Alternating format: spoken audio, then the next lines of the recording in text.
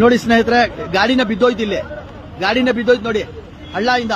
ಈ metro station ಅಲ್ಲಿ ಎಲ್ಲ ಹಳ್ಳಗಳು ನೋಡಿ, ಗಾಡಿನ ಬಿದ್ದೋಯ್ತು ನೋಡಿ.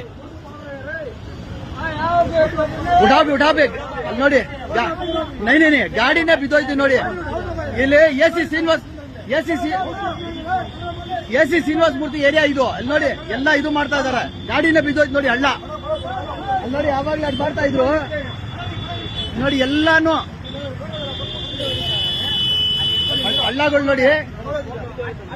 A C Srinivasa Murthy area ಇದು. ಅಲ್ಲಿ ನೋಡಿ ನೋಡಿ, ಫೋನು ಬಿದ್ದೋಯ್ತು. ಇವರ ಡ್ರೈವರು ಅಲ್ಲಿ ನೋಡಿ, ಬರ್ತಾ 10 ಸ್ಪೀಡಲ್ಲಿ ಬಂದಿದ್ದವರು.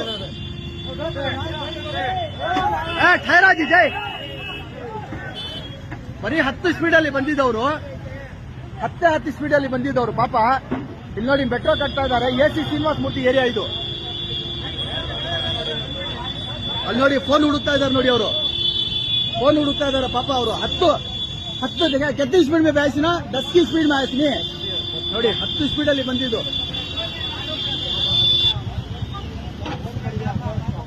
ಇಲ್ಲಿ ನೋಡಿ ಪಾಪ, ಯಾರೋ ನೋಡಿ ಪಾಪ.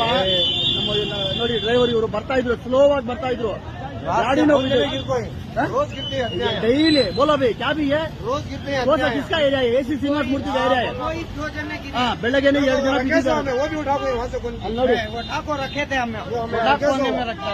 हां वो रखे थे तो कौन सी खाता ली sir. Guys, welcome back to my vlog. ಇಷ್ಟೊತ್ತು ನಾನು ವಿಡಿಯೋ ನೋಡಿದ್ರೆ ಎಲ್ಲರೂ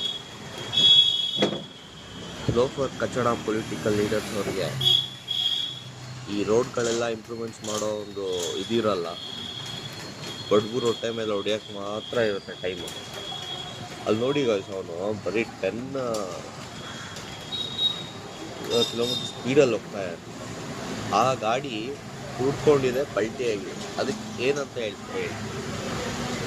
ಅಲ್ಲ ಗಾಯ್ಸ್, ಇವ್ರು ಎಲೆಕ್ಟ್ ಆಗೋದು ಪಬ್ಲಿಕ್ಗೋಸ್ಕರ ಎಲೆಕ್ಟ್ ಆಗೋದು.